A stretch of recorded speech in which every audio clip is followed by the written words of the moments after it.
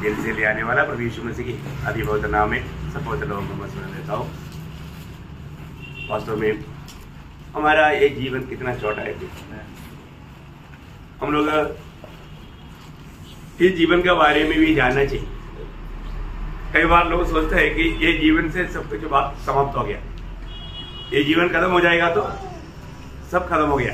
ऐसा है क्या? नहीं है ना। और दूसरी बात, इस जीवन की क्षणिकता, ये जीवन मतलब कितना छोटा है, ये बात को भी जानना कितना जरूरी बात है। उसके अनुसार हमें आनंद काल का तैयारी करने के लिए वो एक मदद का कारण बनेगा। आपको याद होगा जब दावीद प्रभु से विनती करने के टाइम पर 89 भजन संगीता उसका 4 भजन में जब दावीद प्रभु से कहता है, हे यहोवा, ऐसा कर कि मेरा अंत मुझे मालूम हो जाए, और यह भी कि मेरे आयु के दिन कितने हैं, मतलब मैं कितना, जिससे मैं जान लूं, जिससे मैं जान लूं कि मैं कैसा अनित्य हूँ, मैं कैसा अनित्य हूँ। मतलब मेरे जीवन कितना छोटा है, मैं कितना क्षणिक है,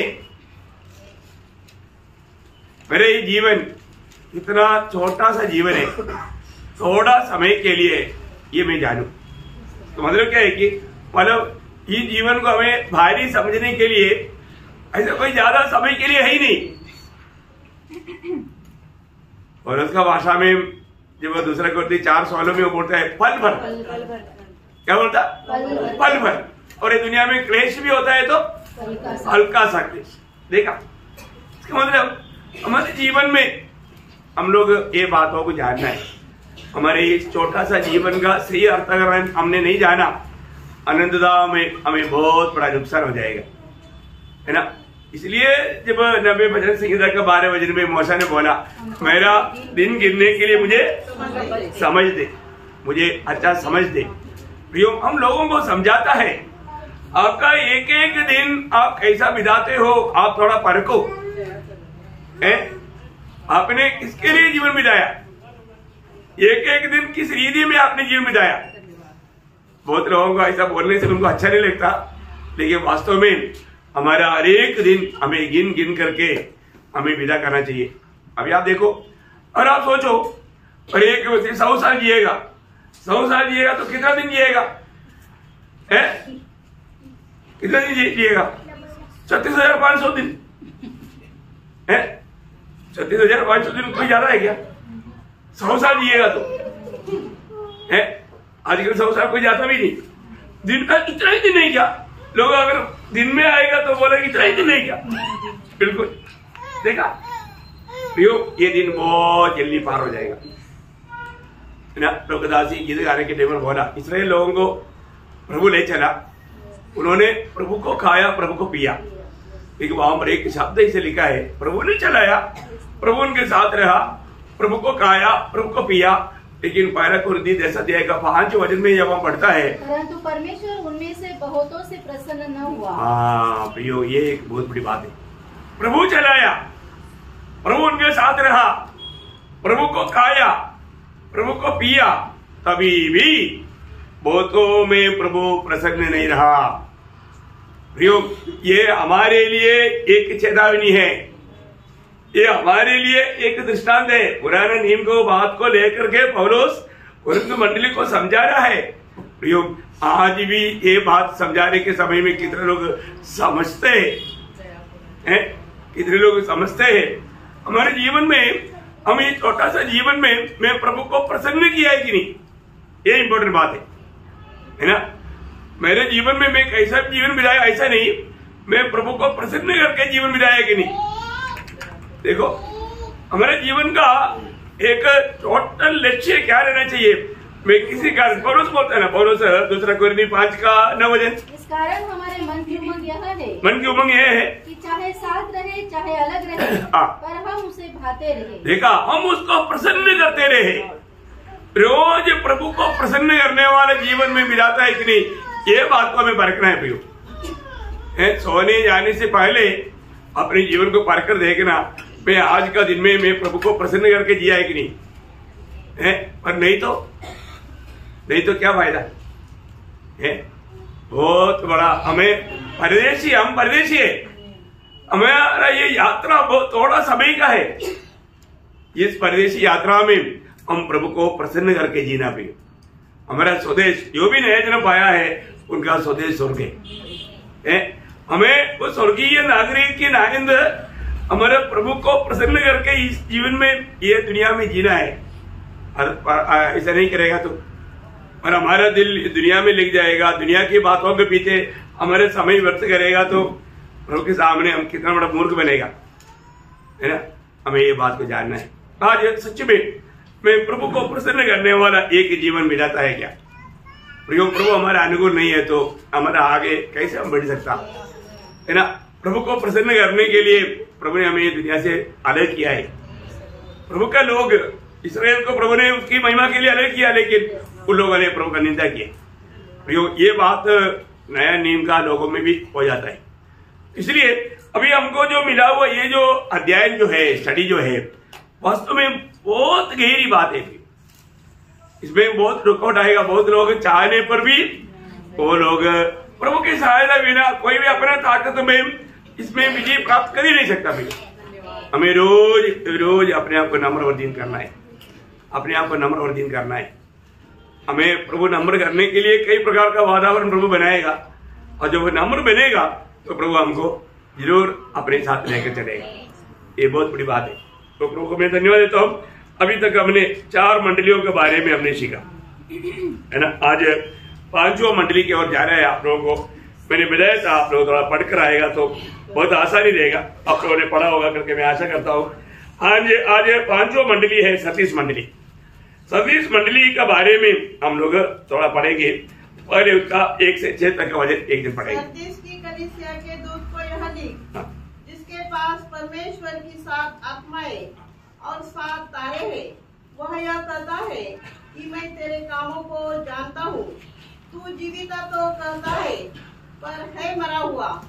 जागृत हो और उन वस्तुओं को जो बाकी रह गई है और जो मिटने को है उन्हें दृढ़ कर, क्योंकि मैंने तेरे किसी काम को अपने परमेश्वर के निकट पूरा नहीं पाया। इसलिए स्मरण कर कि तूने कैसी शिक्षा प्राप्त की और सुनी थी, और उसमें बना रह और मन फिरा।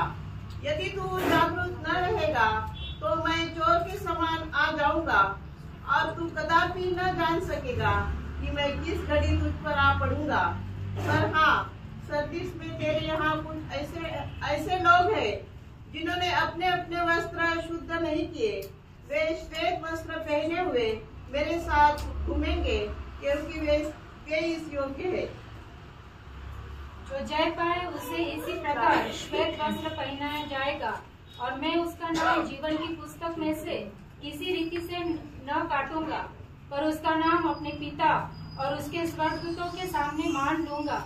जिसके कान हो वह सुन ले कि आत्मा कलीसिया उससे क्या कहता है। बहुत प्रार्थना के साथ रहना है, मतलब बहुत बड़ी बात है प्रियो हमारे जीवन में। मतलब यहाँ पर अभी तक हमने जब 4 मंडली के बारे में जब पढ़ा, उसमें 5वां मंडली का कितना एक अलग दर्जा आप लोगों ने ध्यान से पढ़ा हुआ लोगों को अभी समझा होगा, है ना। देखिए यहाँ पर उसका पहला वचन और एक बार पढ़िए। सरदीस की कलीसिया के दूत को यह लिख, जिसके पास परमेश्वर की 7 आत्माएं और 7 तारे हैं, वह ये कहता है कि मैं तेरे कामों को जानता हूँ। तो जीवित तो कहलाता है पर है मरा हुआ। देखिए बहुत एक मतलब दूसरी मंडली से बोलने वाला रीति में यहाँ पर बात नहीं, एकदम सारी अवस्था बदल गया। अब देखिए, है ना। और आपको मालूम है प्रभु यीशु मसीह का जो अंगवर्णन किया था, उस अंगवर्णन 7 मंडली को बताने के समय में शुरुआत में ही प्रभु बोलता है, और वो मंडली की अवस्था जान करके बोलता है, क्योंकि एक एक मंडली का अलग अलग अवस्था है ना। जब एफेसुस मंडली से जब बोला, दूसरा अध्याय का 12 वचन में क्या बोला था? जो 7 तारे अपने दाहिने हाथ में लिए हुए और सोने की 7 दीवटों के बीच में फिरता है, वो यह कहता है कि मैं तेरे काम। अभी बोलने का अर्थ मतलब प्रभु का अवस्था, प्रभु की अवस्था उस पहला मंडली में प्रभु का एक प्रबंध जानना उनके लिए बहुत जरूरी था। प्रभु उनको कैसे संभालता है, मंडली प्रभु का हाथ में कैसा सुरक्षित है, ये बात उनको समझाना था। क्योंकि शुरुआत का मंडली मतलब इस विषय में, क्योंकि शुरुआत में भी बहुत प्रतिकूल होते रहा, और जब पूर्ण मंडली के ऊपर आया तो उसका दूसरा अध्याय का 8 वचन, जो प्रथम और अंतिम है, जो मर गया था। बस अभी प्रथम और अंतिम बोलने का अर्थ क्या है कि कष्ट में पूर्ण में एकदम निचुड़ा जाता था, उस समय में उनके लिए प्रथम और अंतिम मतलब जीविता है, मतलब मैं तुम्हारे साथ है, वो बात बोल करके उनको प्रोत्साहन करना जरूरी था। और परगमुस मंडली में जब आया तब प्रभु ने क्या बोला, उसका 12 वचन, जिसके पास 2 धारी और तेज तलवार है, वो यह कहता है कि मैं जानता हूँ कि तू वहाँ रहता है। हाँ देखो, तेज तलवार वाला, इसका मतलब क्या है कि वो मंडली का भी गिरावट में आ गया। क्या हो गया?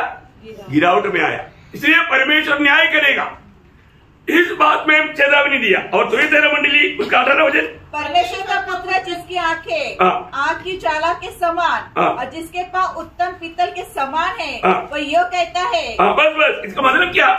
इसका मतलब विश्वास त्यागी मंडली, तुयथैरा मंडली पूर्ण रूप में विश्वास त्यागी बना। उनको परमेश्वर बोलता है कि मैं तुझे परख करके न्याय करेगा। देखो, एक एक मंडली को प्रभु का अंगवर्णन के बारे में बोलने के टाइम पर कुछ भी सीधी में बोल करके उनसे प्रभु बातें करता है।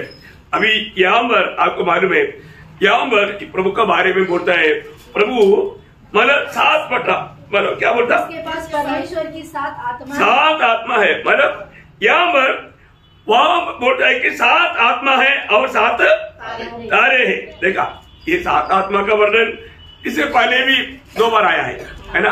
एक उसका पहला अध्याय का 4 वचन, प्रकटीकरण का किताब पहला अध्याय का 4 वचन, जो था अब जो आने वाला है, उन 7 आत्माओं की ओर से, 7 आत्माओं की ओर से। देखा, वहां पर क्या बोला? 7 आत्माओं की ओर से। देखो, ये 7 आत्मा क्या है करके आपने देखा, वो 7 आत्मा नहीं, आत्मा का गुण है, आत्मा का गुण है। जब यशायाह नबी किताब उसका 11 अध्याय उसका 2 वचन, यहोवा का आत्मा, बुद्धि और समझ का आत्मा, युक्ति और पराक्रम का आत्मा, और ज्ञान और यहोवा के भय का आत्मा उस पर ठहरा रहेगा। बोलने का मतलब क्या है कि यहाँ पर परमेश्वर का मतलब इस मंडली के साथ जो व्यवहार होता है, एक 7 पट्टी मतलब बढ़कर कार्य के बारे में यहाँ पर हम देखते हैं।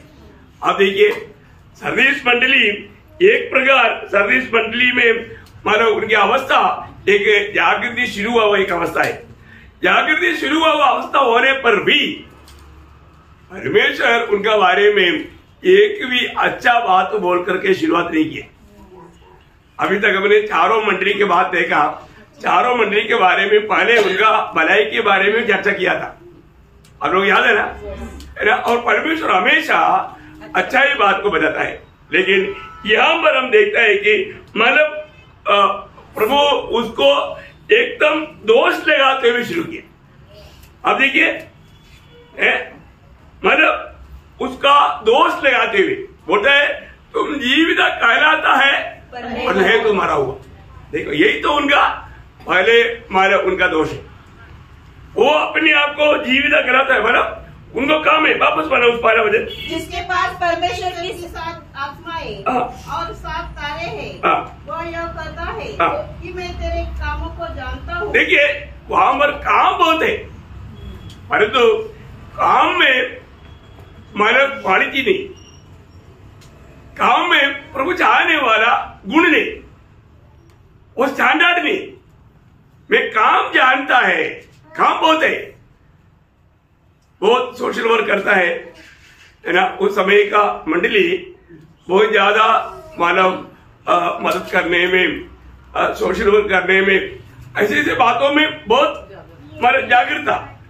आज भी है ना, आज भी रोहन गांधी के लोगों के जैसा है ना, हॉस्पिटल, स्कूल और मतलब सोशल वर्क, ऐसा काम उन लोग बहुत करता है।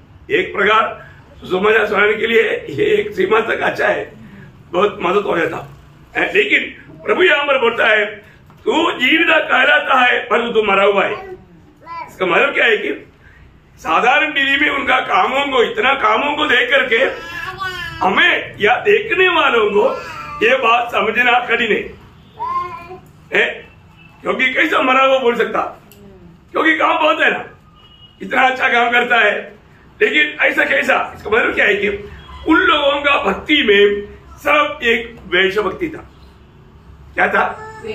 हाँ, भक्ति सिर्फ वेश भक्ति था, उसमें ओरिजिनली उसको प्रभु का भाई मानने वाला भक्ति नहीं था। कारण क्या बोलने का?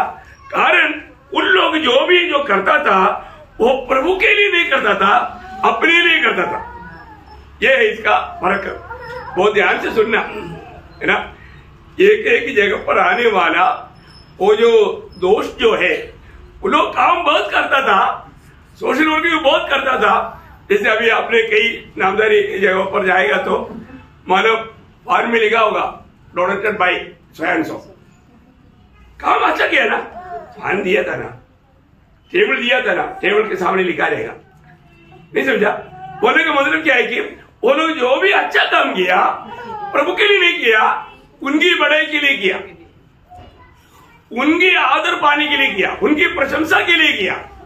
प्रभु को महिमा नहीं दिया, स्वयं महिमा लिया।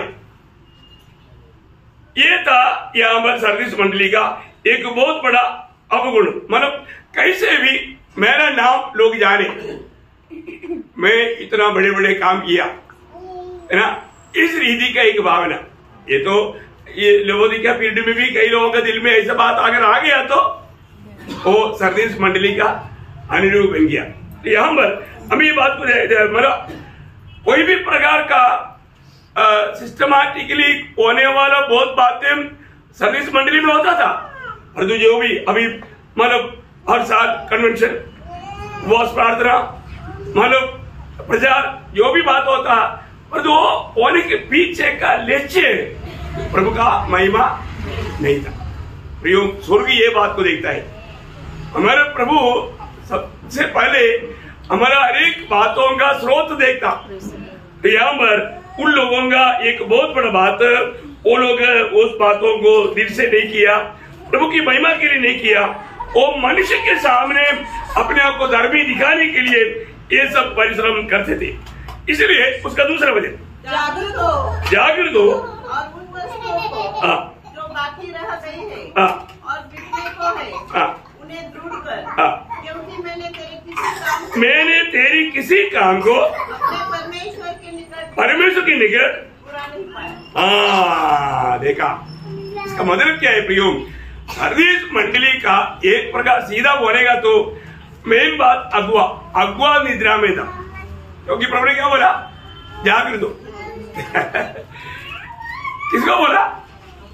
अगुआ को। अगुआ सोया हुआ है तो बाकी लोगों का अवस्था क्या रहेगा?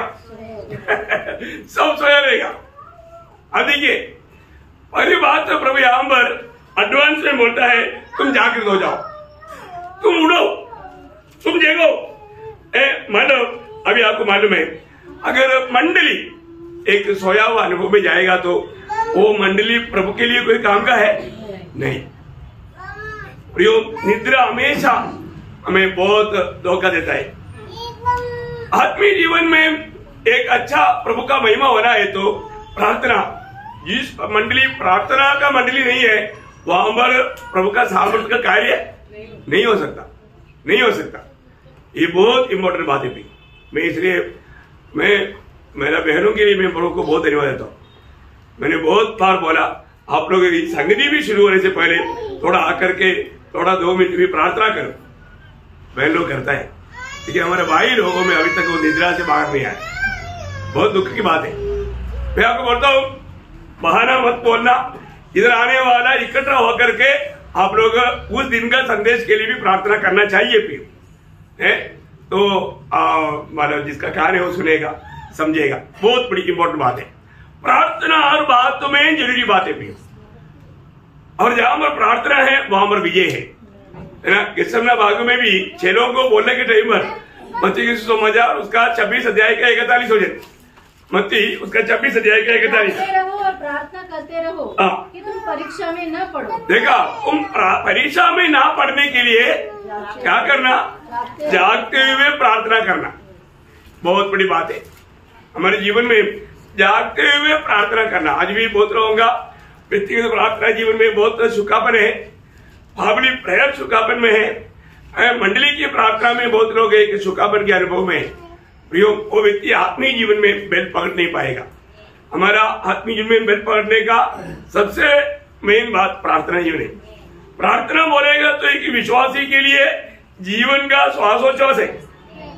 ये बात हर एक बहुत लोग जानना।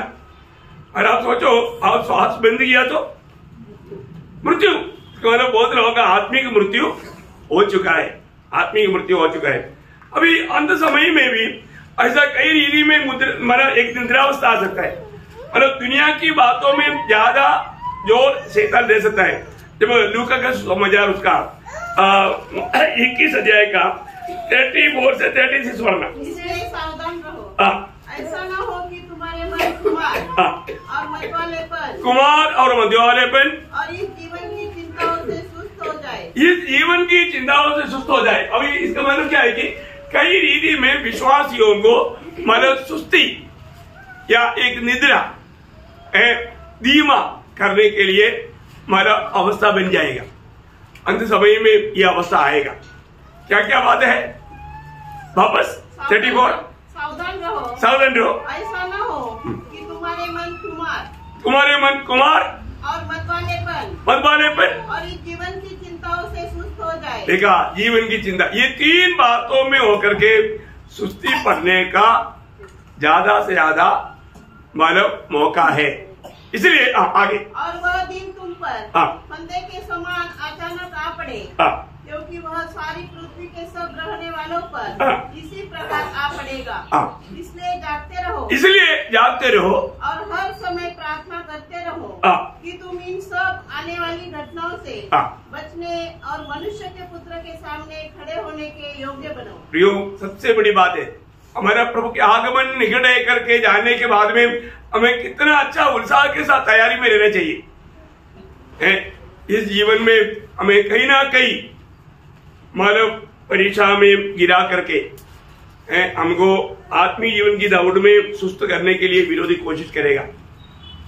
विरोधी का जो भी बात रहेगा वो बात एक प्रकार मानव हमें क्या करेगा, हमें कैसे भी दुनिया की मोहों में गिराने के लिए कोशिश करेगा, है ना। उनका हर एक परीक्षा कैसे रहेगा, दुनिया की बातों में, दुनिया की चिंता, है ना। तब आत्मिक अवस्था से उनका पूरा मन मूड जाएगा। इसके लिए वो कोशिश करेगा और आखिरी समय में कई प्रकार का विपत्ति प्रतिकूल बनने के टाइम पर लोग ऐसी अवस्था में आराम से गिर सकता है, आत्मिक निद्रा में पड़ सकता है। अभी आपको मालूम है, एक व्यक्ति जब निद्रा में है तो वो व्यक्ति को मतलब चारों तरफ क्या हो रहा है उसको मालूम नहीं, उसको मालूम नहीं।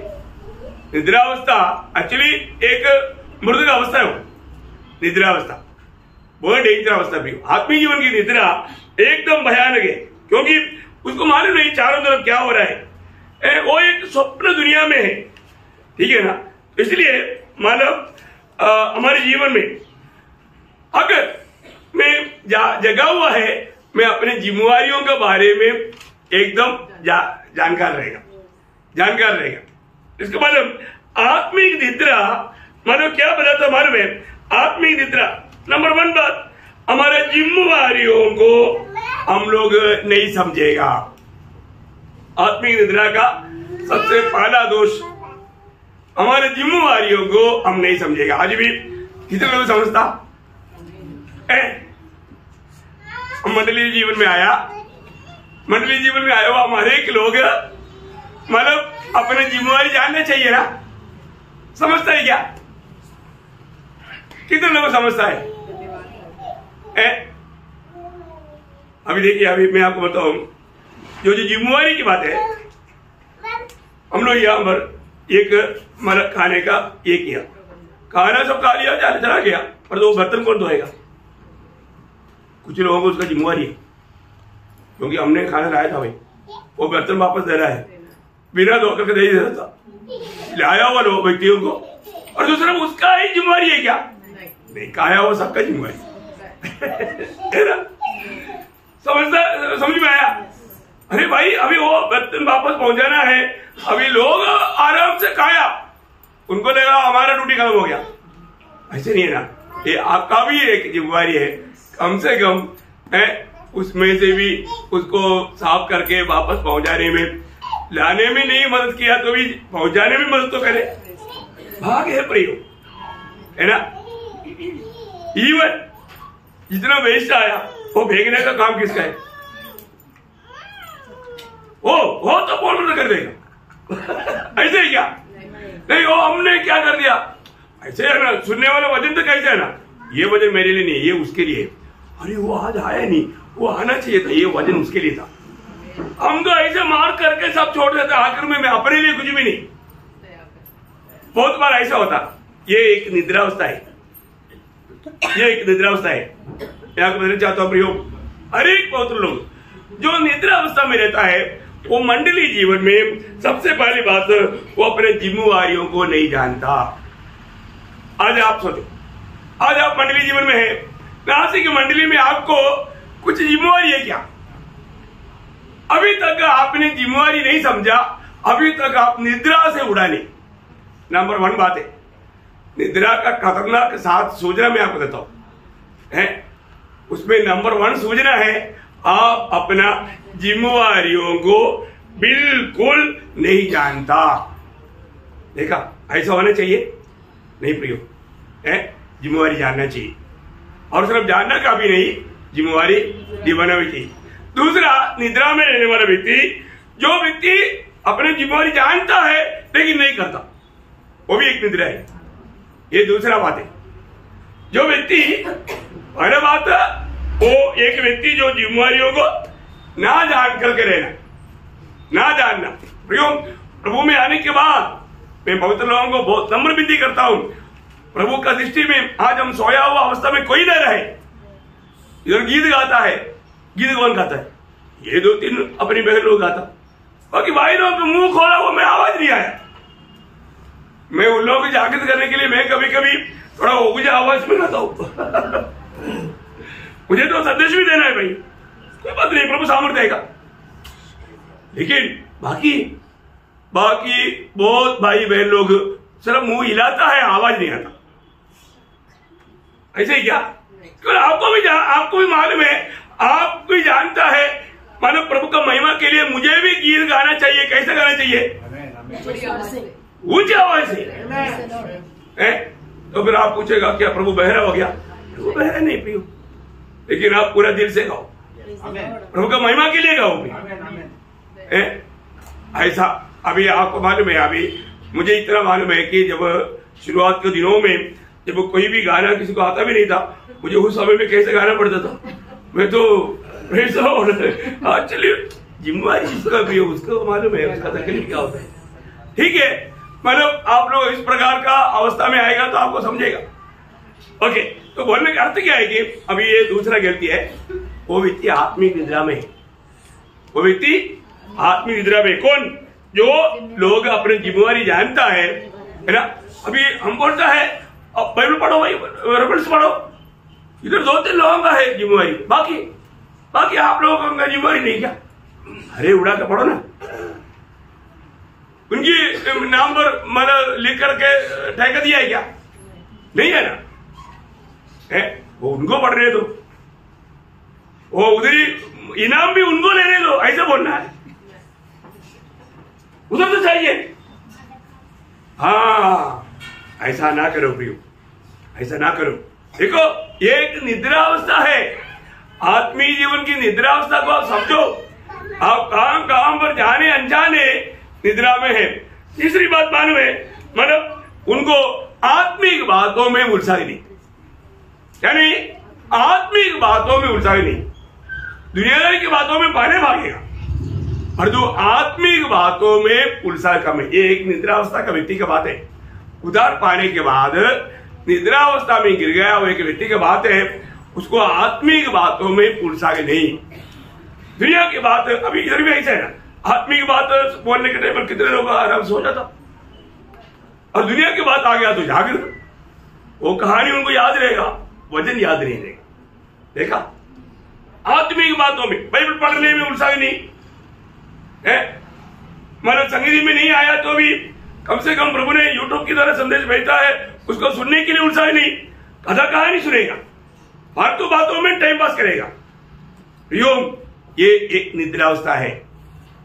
एक निद्रावस्था में रहने वाले व्यक्ति का तीसरा चिन्ह है, वो व्यक्ति आत्मीय विषयों में उसको बिल्कुल खुशी नहीं होगा।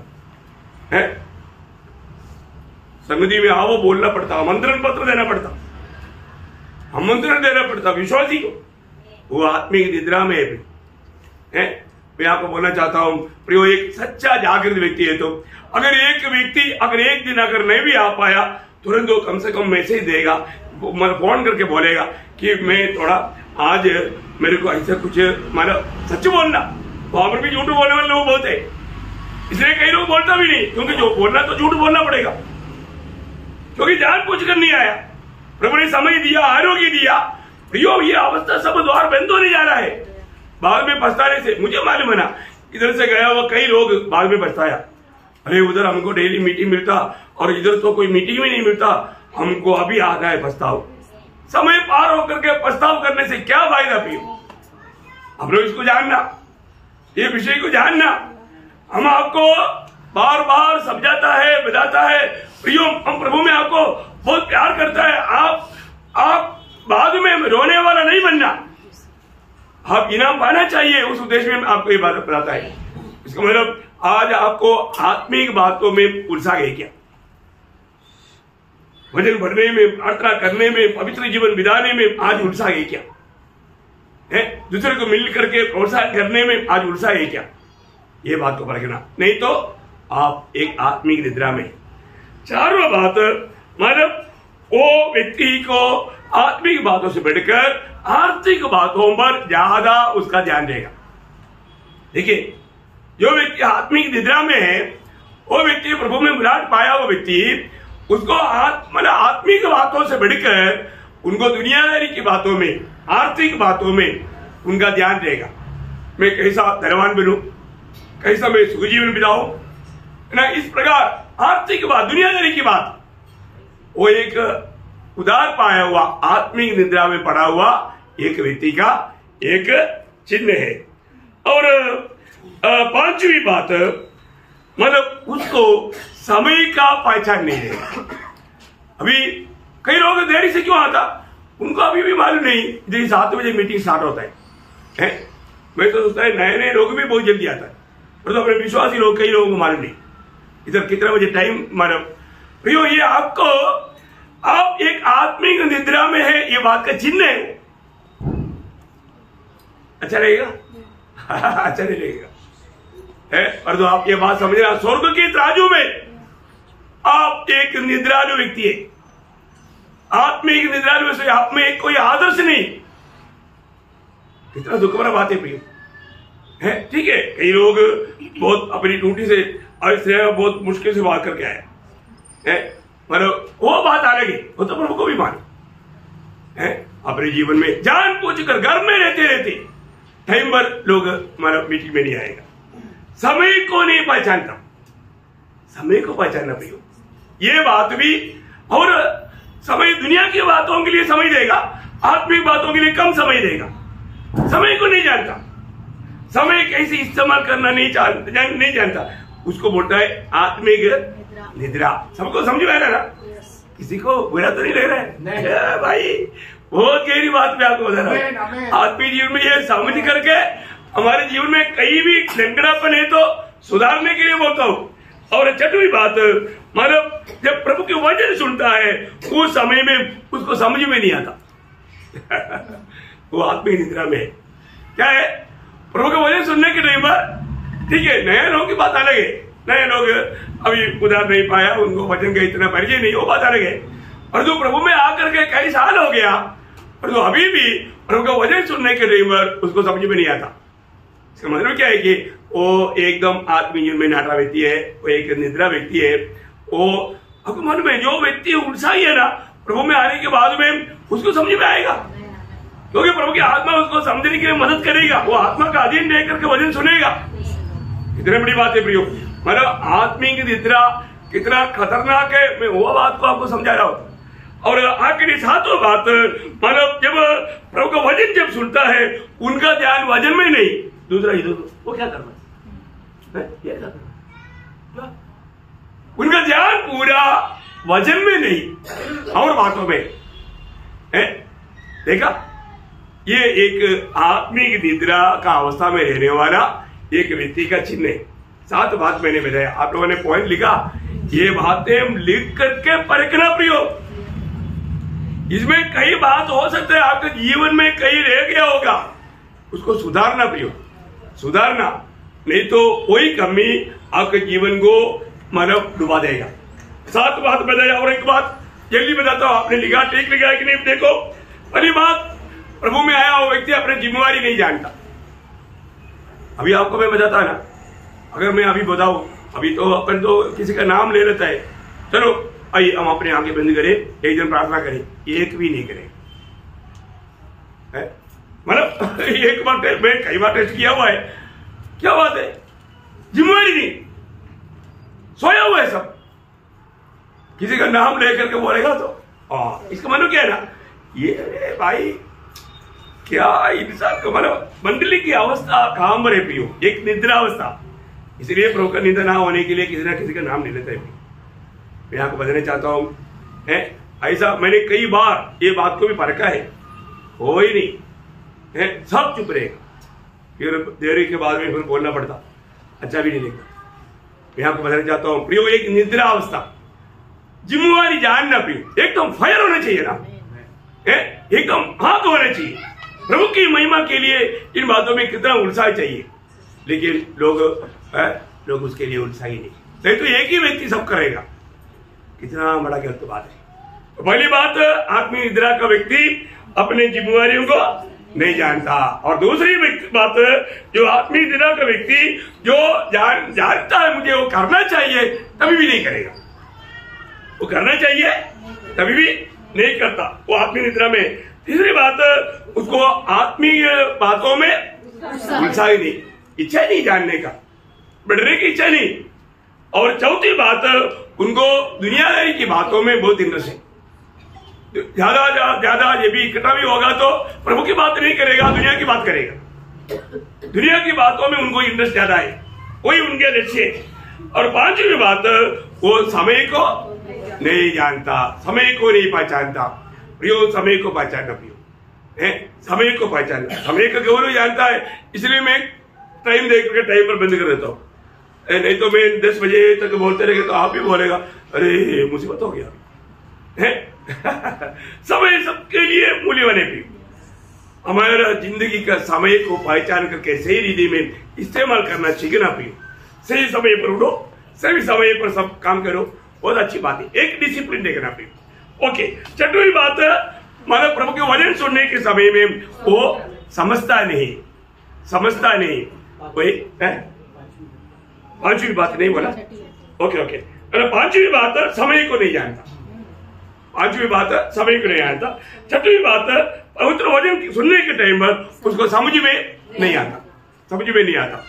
और सातवीं बात, प्रभु का वचन सुनने के लिए उनका ध्यान नहीं है, उनका ध्यान और बातों में है। प्रियो, ये आत्मीय जीवन का एकदम निद्रा अवस्था को बताता है, आत्मीय निद्रा। तो मतलब संदेश मंडली एकदम इस रीति में आत्मीय निद्रा में था। परमेश्वर को कैसे सर पाएगा प्रियो? इस अवस्था में रहने वाला, उसके आत्मीय जीवन का अवस्था एक नंगापन की अवस्था है, वो ठीक से वस्त्र भी नहीं पहना हो। इसलिए बोलता है प्रकाश द्वार की उसका 16 अध्याय का 15 वचन,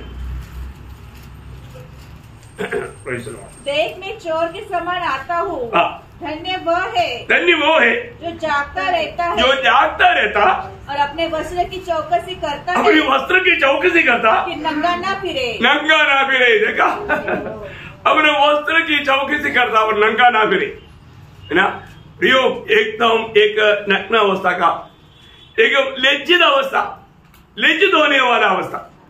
आत्मीय जीवन में अपने आप को आत्मिक आत्मिकता है ही नहीं, एकदम लज्जा की अवस्था। प्रियो, प्रभु बार बार कहने वाला बात है, हम लोग सब लोग जानते हैं कि हम लोग प्रभु के आगमन से बहुत निकट आ गया, है ना। निकट आ गया तो हमारे जीवन कितना जागृत होना चाहिए। अपने जीवन में कई लोग अपने जीवन को सुधारने के लिए तैयार ही नहीं, कितना भी बोलेगा तो अपने चाल चलन को बदलने के लिए तैयार नहीं। ऐसा नहीं प्रियो, इन दिनों में मंडली को ज्यादा से ज्यादा मन फिरावट का संदेश का जरूरत है। मैं बीते दिन में कंटिन्यूस कई समय मन फिरावट के बारे में बोलते रहा, इसलिए जो मन करने के लिए तैयार नहीं था वो मंडली छोड़ के चले जाता, इतना आसानी हो जाता। बहुत जरूरी बात है, अपने को ये बात जानना है, हमारा जीवन में जहां पर हमें सुधरना चाहिए वो सुधरने वाला बातों में अगर हम अमल नहीं करता तो फिर प्रभु भी कार्रवाई करता है। और लोगों को लगता है कि मैं जा रहा हूँ, आप नहीं जा रहा है, प्रभु भेज रहा है। ये एक बड़ी बात है, ये बात को जानना। तो यहाँ पर प्रभु का वचन बार बार कहता है कि हम लोग क्या करना चाहिए। एक सच में प्रभु के आगमन में प्रभु हमारे दैन्य अवस्था में पाया जाना है तो हमें क्या करना।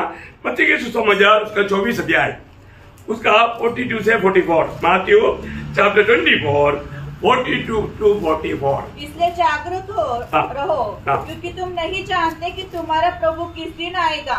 परंतु ये जान लो कि यदि घर का स्वामी जानता होता कि चोर किस पहर आएगा तो जागता रहता और अपने घर में सेज लगने न देता। इसलिए तुम भी तैयार रहो क्योंकि जिस घड़ी के विषय में तुम सोचते भी नहीं हो उस घड़ी मनुष्य का पुत्र आ जाएगा। ओ देखो, ये चेतावनी आज का पीढ़ी का हमारे लिए है प्रियो, क्योंकि हम प्रभु के आगमन की इतना निकटता में रहने वाले लोग हैं। तो इसलिए हमें कैसे होना चाहिए, हमें कितना जागृत होना चाहिए, हमें कैसे तैयार होना चाहिए। वही बात लूका जब बताता है, थोड़ा सा फर्क है उसमें। मरकोस का 13 अध्याय 33 से 37 तक पढ़ना। Mark chapter 13 33 to 37। देखो, जागते और प्रार्थना करते रहो क्योंकि तुम नहीं जानते कि वह समय कब आएगा। देखा, तुम नहीं जानता, कोई भी जानता है क्या? नहीं, तुम नहीं जानता।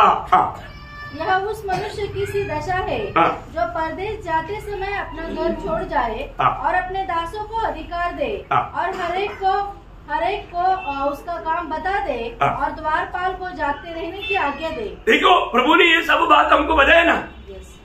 मैं आपको बताना चाहता हूँ, नासिक मंडली को प्रभु ने क्या नहीं समझाया भाई, कितना अच्छा रीति में समझाया, हर एक लोगों को उसका काम समझाया है। प्रभु ये सब काम कर दिया, फिर भी अगर हम जागृत नहीं रहा, कितना दुखदायी बात है, कितना दुखदायी बात है। देखो, हमारे जीवन में हमारे जिंदगी का एक ही मकसद हमें बचाया हुआ हमारे प्रभु का महिमा होना चाहिए। इसके अलावा कोई भी बात, कोई भी लक्ष्य हमारे जीवन में नहीं होना चाहिए। आगे बढ़िए।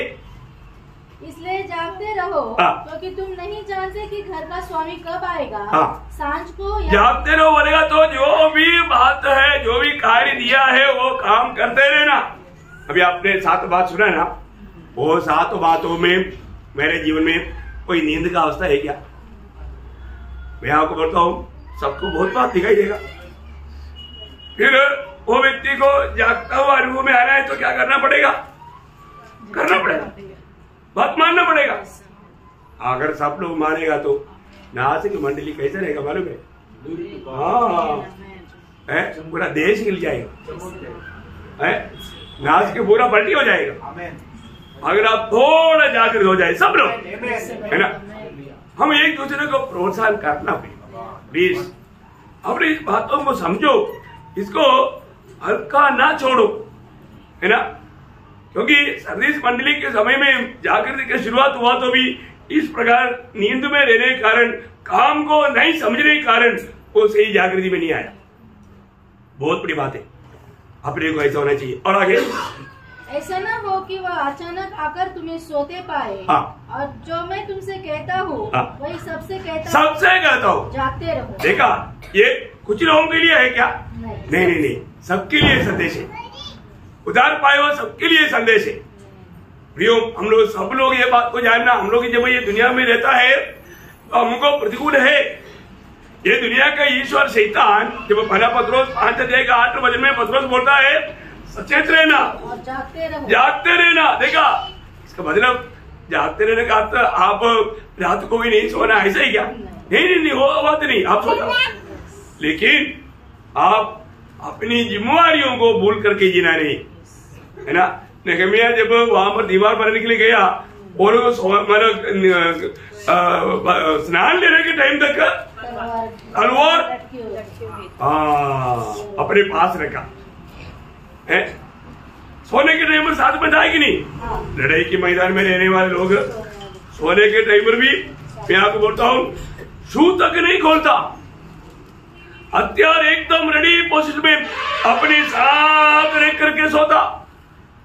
हमने सोया ना वैसा है, तो हम लोग काम रहे लड़ाई के मैदान में, तो वहां पर बोलता है तुम्हारा विरोधी सचेत रहो और जागते रहो, क्योंकि तुम्हारा विरोधी शैतान। कई लोगों को मालूम नहीं हमारा विरोधी एक करके, सब लोग हमारा मित्र है। शैतान को भी मित्र बनाए। वचन बोलता है शैतान को अवसर ना दो, है शैतान को अवसर ना दो, और तो शैतान को भी अवसर दिया हुआ है। शैतान खुश है।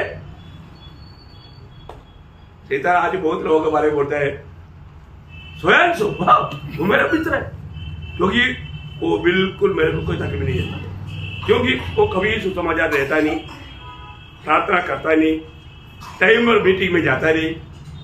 देखो वो जितना तक मेरी बात मान करके चलता है, मेरे को उससे कोई परेशानी नहीं। कौन बोलता? शैतान।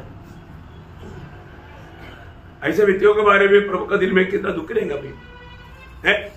प्रभु ने खरीदा है करके उसको मालूम नहीं, प्रभु की निंदा हो रहा है वो भी उनको मालूम नहीं। कितना दुखदायक बात है, बहुत दुखदायक बात है। बहुत से प्रभु के लोगों के जीवन में अभी तक थोड़ा भी सुधार नहीं, दुख भी, बहुत दयनीय बात है। यहाँ पर प्रभु का वचन कहता है शैतान क्या करता? कि तुम्हारा विरोधी शैतान गरजने वाले सिंह के समान इस खोज में रहता है, तो किसको फाड़ खाए। देखो जो भी निद्रा में है उसको फाड़ खाएगा, है ना। बहुत बड़ी बात है, जो भी निद्रा में है उसको फाड़ खाएगा। देखा निद्रावस्था कितना खतरनाक है। इसलिए पौलुस एफेसुस पत्र एफेसुस का लोगों को लिखने के टाइम पर एक बात कहा सुनाकर बोलता है, मतलब एफेसियों 5 अध्याय उसका 14 वचन। इस कारण वह कहता है हे सोने वाले जाग। जागेगा तो क्या होगा? है मसीह तुम पर चमकेगा, प्रभु का प्रकाश तुम पर आएगा। अगर तुम जागृत होगा तो बोलेगा, तो अपने जिम्मेवारियों को समझ करके उस प्रकार तुम करेगा तो अलर्ट हो जाएगा। तो प्रियो प्रभु में आने के बाद ऐसा निद्रावस्था में नहीं जाना। वो प्रभु का दिल को बहुत दुखे है ना। मैं इसलिए आपको बताया कि प्रभु में आने के बाद मैं हर रोज प्रभु को प्रसन्न करके जी पा रहा है कि नहीं, ये बात को पार करना चाहिए। अनेक लोग है ना, आज प्रभु मुझे में आनंद दे कि नहीं, ये बात को हमें परखना ही चाहिए, है ना। किस कड़ी को प्रभु आएगा मालूम नहीं, कैसे भी एक टाइम पास करेगा तो धोखा हो जाएगा। है हम दुनिया के रीति में हम संगति में जाता है, वचन सुनता है, या ऐसा नॉर्मल काम करते रहेगा, उसमें प्रभु प्रसन्न होगा नहीं। प्रियो प्रभु ने रखा वो स्टैंडर्ड हमारे में होना चाहिए। यहाँ पर मतलब एक सच्चा चेला मतलब क्या करना चाहिए, उसका एक प्रोत्साहन का वजन, ये वजन बहुत गौरव का है। आपको बहुत ध्यान से सुनना। हम और मसीह लोग बहुत लोग सोता होगा और संगठना के लोग सोता होगा, परंतु आप संगठना से धर्म से सबसे भागे, क्योंकि आप प्रभु का शरीर का अवयव है। इसलिए बाकी लोग जो एक सुंदर चेतावनी 1 थिस्सलुनीकियों 5 अध्याय का 6 वचन में पौलुस देता है। 1 थिस्सलुनीकियों चैप्टर 5:6। इसलिए हम दूसरों के समान सोते न रहे। देखा, दूसरों के समान होने का तो बहुत लोग सो रहा है और उनके समान सोते ना रहे, पर जागते और सावधान रहे। जागते और सावधान रहे, जागते और सावधान रहे। अभी अगर आप सो जाता है नुकसान क्या होता है ये भी जानना चाहिए। सोएगा तो क्या क्या नुकसान होगा। सोया हुआ लोगों का नुकसान मैं उठाकर पहले कहता हूँ, आप लोग उस बात को भी थोड़ा ठीक से जानेगा तो सोने का मतलब गड़बड़ी कितना भयंकर है वो आप जानेगा। नंबर 1 बात, मतलब न्यायों का किताब 16 अध्याय के 19 वचन में एक व्यक्ति का सोने की अवस्था के बारे में बोलता है। होने मालूम है बड़ा एक हीरो है, परंतु वो जीरो बन गया। अच्छा एक हीरो आखिर में जीरो बना, उसका नाम है शिमशोन। कहा सोया? दिलीला का गोद में सोया।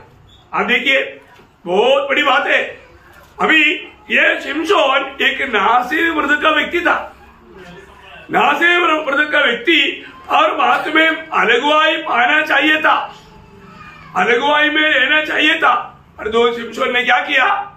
अलगवाई तोड़ दिया, अलगवाई तोड़ दिया और जाकर के एक दलीली की गोद में सो गया।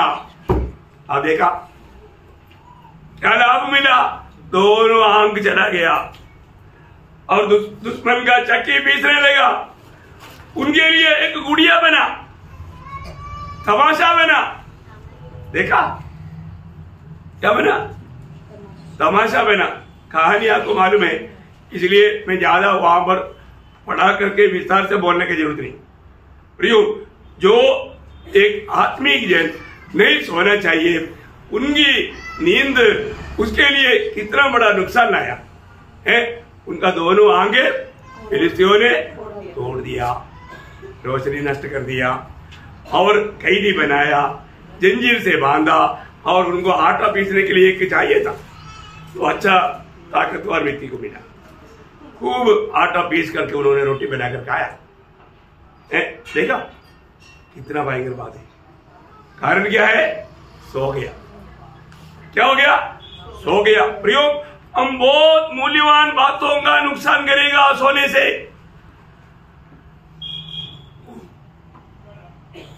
इसलिए आत्मिक जीवन का नींद से जगो प्रिय। दूसरा एक व्यक्ति योना ने भी किताब 12 अध्याय का 5 वचन में, वो किताब का नाम ही योना है और वो व्यक्ति का नाम भी योना है। योना क्या किया? जो उपदेश देना चाहिए, उपदेश अभी वो बड़ा मतलब क्या बोलता है? कैसे सो रहा है? हम लोग बोलता है ना, कैसे सोता? भयंकर रीति में खरटा मारकर सो रहा है। बाकी सब भी लोग जगा हुआ है प्रार्थना में, जहाज में पूरा लोग प्रार्थना में है और इधर प्रभु का उपदेश पाया हुआ सो मतलब योना बड़े आराम से भारी नींद में, देखो गहरी नींद में। देखा उनको मालूम नहीं जहाज में क्या होने वाला, जहाज अभी डूबेगा। योना को कोई चिंता नहीं। और इसका कारण कौन है? योना। सोने वाला व्यक्ति दूसरों को भी कितना तकलीफ देता आप है। प्रभु का एक जन सो जाएगा तो वो पूरा समाज डूब जाएगा, समाज का सत्यानाश। अब ये जहाज में ये मुसीबत क्यों आया? योना का कारण आया। देखा भैया, योना का कारण आया है। देखो कितना वेदनाजनक बात है, कितना वेदनाजनक बात है। और हमारे जीवन में अगर हम ये सच्चाइयों को नहीं जानेगा तो हमारे जीवन का, आत्मिक जीवन का निद्रा कहां पर है, ये बात को अगर सही रीति में नहीं जानेगा तो प्रियो, आज अच्छा उपदेश देना चाहिए, उपदेश बनना चाहिए, नहीं होता। क्यों नहीं होता? आत्मिक निद्रा, आत्मिक निद्रा। कितना दुख भरा बात है प्रियो। आज हमारा आत्मिक अवस्था कहां पर है? हमने प्रभु से वचन पाता है, रोज प्रभु से वचन पाता है, लेकिन हम उपदेश दे पाता है क्या? प्रभु का महिमा कर पाता है क्या? ये परखना प्रियो। लेकिन यहाँ पर हम देखते हैं एक योना कर आखिर में ये सोने वाला योना को कहां जाना पड़ा? मछली की पेट में। देखो, और उधर जा करके कंटिन्यूस प्रेयर, 3 दिन का फास्टिंग प्रेयर। देखो क्या मुसीबत है। अरे प्रभु जो जगता नहीं, प्रभु जगाएगा। 3 दिन कंटिन्यूस, नींद भी नहीं, कुछ भी नहीं, चिल्ला चिल्ला के पुकार। देखा हाँ, ऐसा बात है प्रियो। हमें ये बात को जानना, हमारा निद्रा हमें कितना बड़ा नुकसान लाएगा। तीसरी बात हम देखते हैं कि एक युथिकोस के बारे में, प्रेरितों का काम 20 अध्याय का 8 वचन में यहाँ पर लोग उपदेश सुनना चाहिए, सुनने के टाइम पर सो जाता। आप तीकोस का भाई बहन लोग इधर भी है ना, उनको घर में भी नींद नहीं आएगा, परंतु मंडली में आएगा तो नींद आएगा। हाँ है प्रियो, ये डेंजर बात है। आप लोगों का यह अवस्था आपका आत्मीय जीवन में बहुत गिरावट लाएगा। प्रभु का दृष्टि में वो एक सजा का बात बनेगा। युक्ति को जो वचन सुनना चाहिए सुनना नहीं, सो गया, गिर गया, मर गया। अच्छा हो गया प्रभु का दास उधर था, उस टाइम पर पौलुस उधर था, इसलिए प्रार्थना करके जीवित कर दिया है, नहीं तो गया है। देखा कितना भयंकर बात है।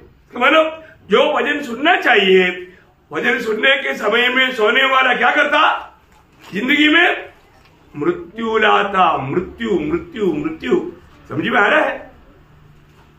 कितने लोगों ने समझा? सुनते सुनते भी कई लोग सो रहे हैं, क्या करें। चलो अभी मैं किसी का नाम नहीं लूंगा, लेकिन मैं आपको बताना चाहता हूँ प्रियो, ये अवस्था हमारे आत्मीय जीवन का एक बहुत भयंकर गिरावट है, एक भयंकर गिरावट है। अगर आपको नींद भी आता है तो मैंने आपको बोला ना, क्या करना, खुद को चिमटी दो, खुद को चिमटी दो। नहीं होता सीधा खड़ा हो जाओ, कोई बात नहीं, जहां पर भी आप सीधा खड़ा हो जाओ, नहीं तो बाहर आकर कॉर्नर में खड़ा हो जाओ, कोई बात नहीं, कोई निंदा नहीं होता। लेकिन आप वचन सुनना भी, प्रभु बोलेगा गुड, इसको मेरा भय है, इसको मेरा भय है। इसलिए उसने, क्योंकि आपको मालूम है ना, शरीर कैसे भी मानो हमें हमारा कमजोरियों को जान करके शैतान क्या करेगा, हाँ वो तकलीफ लाएगा, लेकिन हमें उसके ऊपर विजय पाना है, विजय प्राप्त करना। और चारों एक व्यक्ति एलिया, देखो बहुत बड़ा प्रभु का दास है, यह यहाँ पर सेवकाई करना चाहिए। अभी यहाँ पर झाड़ का मानो नीचे जाकर सो रहा है। जब पढ़ राजा 19 अध्याय का 5 वचन, फर्स्ट किंग चैप्टर 19 वर्स 5, मैं सारा वचन इसलिए नहीं पढ़ा रहे आपको, आपको मालूम। अभी यहां पर सेवकाई करना चाहिए, वो सेवक अभी सोया हुआ अवस्था है। कितना दुखदायी बात है।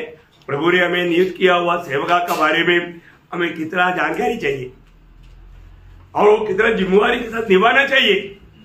परंतु एक समय की धमकी में डर करके, भाग करके, थक करके अभी जा करके सोया हुआ है। प्रियो, जिस समय में सेवकाई करने का, उस समय में सोने वाला अवस्था एक दुखदायी अवस्था है। ध्यान देना, बहुत सावधान रहना, नहीं तो हमारे लिए बहुत बड़ा नुकसान हो जाएगा। और 5वां चले लोग नमूना लोग है ना, यीशु मसीह उनको लेकर के गेत्सेमने बारी में गया और उधर जाकर उनको समझाया और उनको बोला आप लोग मेरे साथ। आपको मालूम है वो झुंड को प्रभु ने अलग अलग कर दिया, तो इनको बोला तुम लोग क्या करना, उसका मती उसका 26 का 40 40। फिर उसने चेलों के पास आकर उन्हें सोते पाया और पतरस से कहा, क्या तुम मेरे साथ एक घड़ी भी न जाग सके? देखा, एक घड़ी भी नहीं जाग सका। आगे जागते रहो और प्रार्थना करते रहो कि तुम परीक्षा में न पड़ो। आत्मा तो तैयार है, आत्मा तो तैयार है, परंतु शरीर दुर्बल है। हाँ देखा, शरीर की दुर्बलता को लेकर के विरोधी काम करेगा है। मैं आपको बताना चाहता हूँ प्रियो, जब भी हम प्रभु की उपस्थिति में जब आता है, हम लोग पूर्ण रूप में जागृत होना चाहिए, जागृत होना चाहिए। अभी यहाँ पर ऐसा सोएगा तो हम लोग जान पूछ करके विरोधी को मौका देता है। सोने वाला का एफेक्ट क्या होता मालूम है, जब मत्ती की सुसमाचार उसका 13 अध्याय उसका 25 हो जाता। पर जब लोग सो रहे थे तो उसका शत्रु आकर गेहूं के बीच जंगली बीज बोकर चला गया। देखा, आत्मीय जीवन की निद्रा पाया हुआ लोगों का जीवन में विरोधी क्या करेगा, जंगली बीज बोएगा, जंगली बीज मतलब गलत उपदेश बोलेगा, ठोकर खिलाएगा, गिरावट का कारण बनेगा। आत्मीय जीवन में इस प्रकार बहुत लोग गिरने का मेन कारण उनके ये निद्रा है।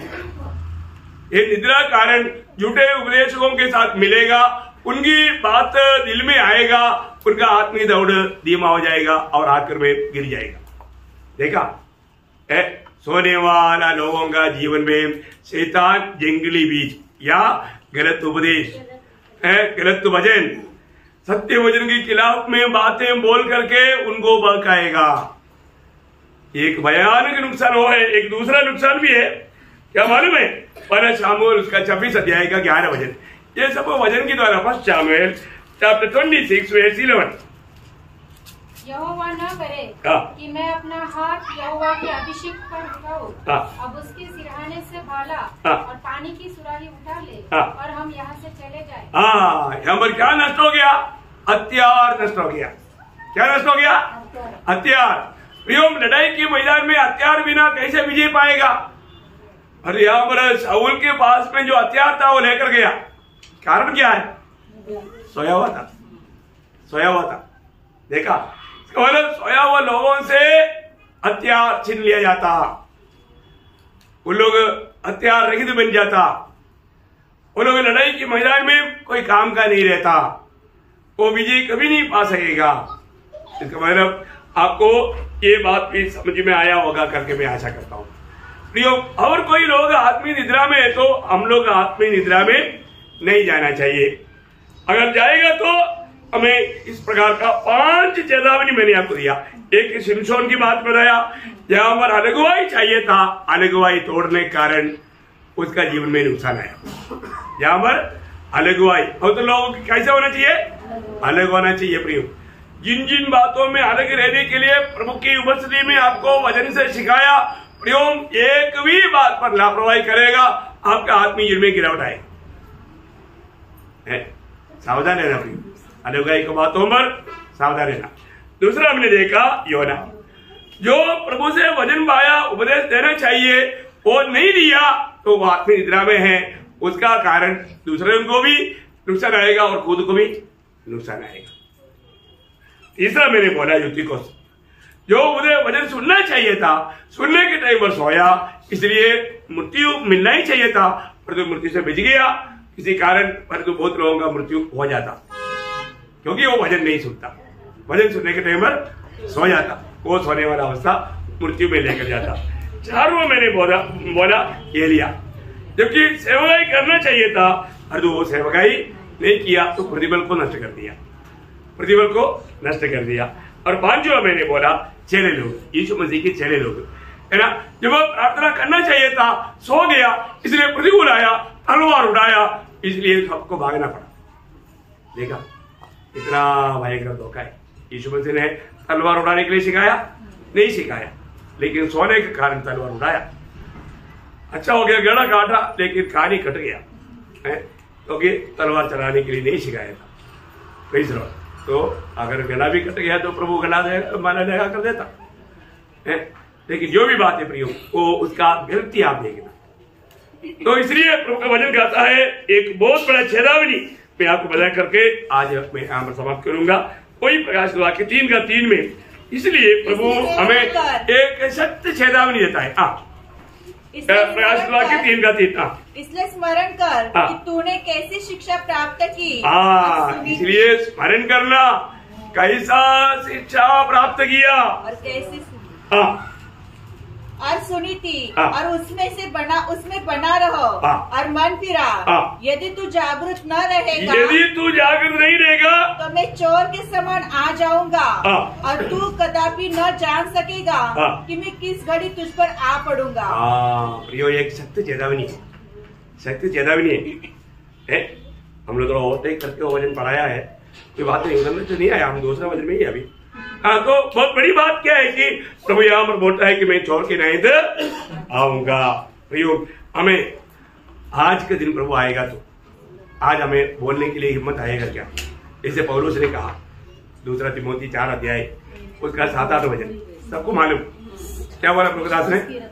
मैंने अच्छी कुश्ती लड़ चुका हूँ, मैंने अपनी दौड़ पूरी कर ली है, मैंने विश्वास की रखवाली की है, भविष्य में मेरे लिए धर्म का वो मुकुट है रखा हुआ है जिसे प्रभु जो धर्मी और न्यायी है मुझे उस दिन देगा, और मुझे ही नहीं पर उन सभी को भी जो उसके प्रकट होने को प्रिय जानते हैं। कितना सुंदर बात है।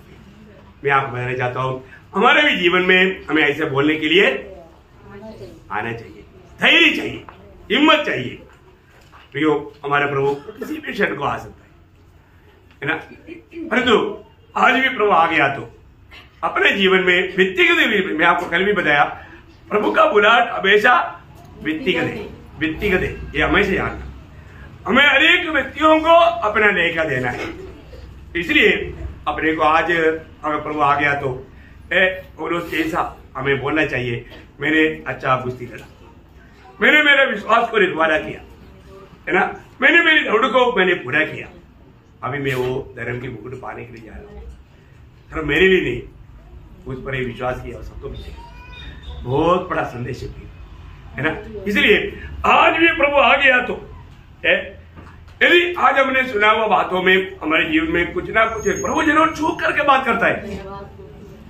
प्रियो, प्रभु ने छुआ हुआ बातों को हमें प्रभु के सामने कबूल करके मन फिरना भी। आज बहुत टाइम से लोगों ने मन नहीं फिरा, मन फिरना भी। रोज हम सुनने वाला वचन के अनुसार हमें मन फिरना चाहिए, और मन फिरेगा तो प्रभु हमें विजय जरूर देगा। तो इसलिए प्रभु के अनुग्रह से कल वापस आप दूसरा वचन से वापस पढ़ करके आना। बहुत बातें सब इस मंडली से हमें सीखना बाकी है। तो प्रियो, आज मेरा व्यक्तिगत जीवन आज काम बने, आत्मिक जीवन में माना कहीं आत्मिक निद्रा मेरे जीवन में हुआ है क्या? जैसे मैं प्रभु में बढ़ना चाहिए वो बढ़ा है क्या? निद्रा में रहने वाला व्यक्ति का 7 अवस्था मैंने आपको बताया। जरूर मैं आशा करता हूँ आप लोगों ने वो पॉइंट लिखा होगा, जरूर पेशेंटली ये बात को परखना, और यदि कमी पाया जरूर मन फिरना और प्रभु के सामने समर्पण करना। प्रभु एक विजय जीवन बिताने के लिए आप सबको ये वचन के द्वारा सहायता करे। प्रभु को महिमा मिले। आमीन।